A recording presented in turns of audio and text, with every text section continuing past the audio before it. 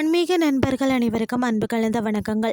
இன்றைக்கு நாங்கள் ஆன்மீகம் சம்பந்தமான பதிவில் கதிர்காம முருகனை தரிசிக்க முன் இடும்பனை ஏன் வழிபட வேண்டும்னு சொல்லி பார்க்கலாமா வாங்க. இடும்பன் மலையின் வரலாறு. முருகப்பெருமான் முதன்மை பக்தனான இடும்பன் காவடி எடுத்து வந்த புராண கதையோடு நேரடியாக தொடர்புடையது. சிவபெருமானின் திருமணத்தின் போது தென் திசை சமநிலை பெறுவதற்காக அகஸ்திய முனிவர் தென்னகத்திற்கு வந்தாராம். அவர் பார்த்தீங்கன்னா சிவகிரியையும் சக்தி கிரியையும் கைலாய மலையின் இரு பகுதிகள் தன் வழிபாட்டிற்காக தெற்கே கொண்டு வர விரும்பினாராம்.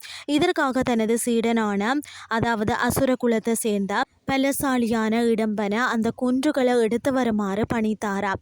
இடம்பன் ஒரு பெருந்தடியின் அதாவது தண்டின் இருபுறமும் அந்த இருமலைகளையும் பிரம்ம பந்தயத்தால் கட்டி தனது தோள்களில் காவடி போல சுமந்து கொண்டு தென்னாடு நோக்கி வந்தாராம். இடம்பன் வரும் வழியில் தற்போதைய கதிர்காம பகுதியை அடைந்த போது முருகப்பெருமானின் திருவிளையாடலால் அவனுக்கு கடுமையான சோர்வு ஏற்பட்டதாம். இதனால் அந்த மலைகளை கீழே இறக்கி வைத்துவிட்டு இடம்பன் ஓய்வெடுத்தானாம். ஓய்வுக்கு பிறகு இடம்பன் மீண்டும் மலைகளை தூக்க முயன்ற போதும் அவனால் அவற்றை அசைக்க கூட முடியலையாம். அப்போது ஒரு சிறுவன் அதாவது முருகன் அந்த மலையின் மேலே நிற்பதை கண்டானாம். மலையில இருந்து இறங்கு என்று இடம்பன் கூற அந்த சிறுவன் மறுக்கவே இருவருக்கும் இடையே போர் மூண்டதாம். போரின் முடிவில் இடம்பன் வீழ்த்தப்பட்டான். பிறகு வந்த இடம்பனின் மனைவியான இடும்பியும் அகஸ்திய முனிவரும் முருகனை வேண்டா முருகன் இடம்பனுக்கு மீண்டும் உயிர் தந்து ஆட்கொண்டாராம்.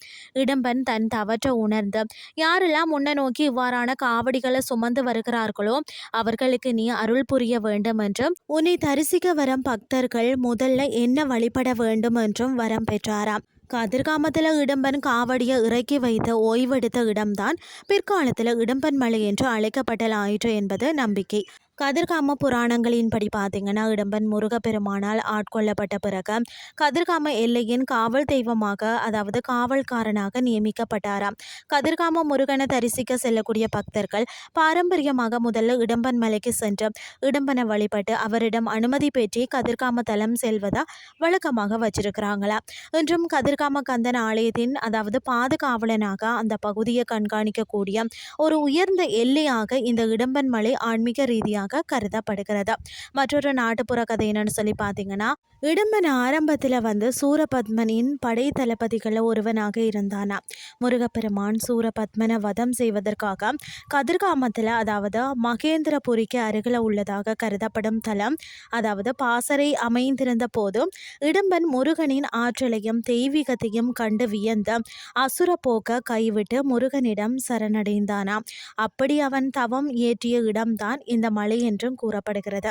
இன்று கதிர்காமம் செல்லும் பக்தர்கள் இடம்பன் மலையின் உச்சியில் அமைந்துள்ள இடம்பன் சுவாமி ஆலயத்திற்கு செங்குத்தான படிக்கட்டுகள் வழியே ஏறி சென்று வழிபாடு செய்கிறார்கள். இங்கிருந்து பார்த்தால் கதிர்காமத்தின் இயற்கை எழிலும் தூபகாரம் அதாவது கிரிவிகாரை மற்றது பிற மலைகளின் அழகும் கண்கொள்ளா காட்சியாக இருக்கும். கதிர்காம யாத்திரையில் காவடி கலாச்சாரத்தின் தொடக்க புள்ளியாகவும் பக்தி மற்றும் சரணாகதியின் அடையாளமாகவும் இந்த இடம்பன் மலை போற்றப்படுகிறது. இன்றைய ஆன்மீகம் சார்ந்த பதிவு உங்களுக்கு பிரயோசனமாக அமைஞ்சிருக்கும்னு சொல்லி நானும் நம்புகிறேன். இதே மாதிரி மற்றொரு ஆன்மீகம் சார்ந்த பதிவோடு உங்களை சந்திக்கிறேன். நன்றி.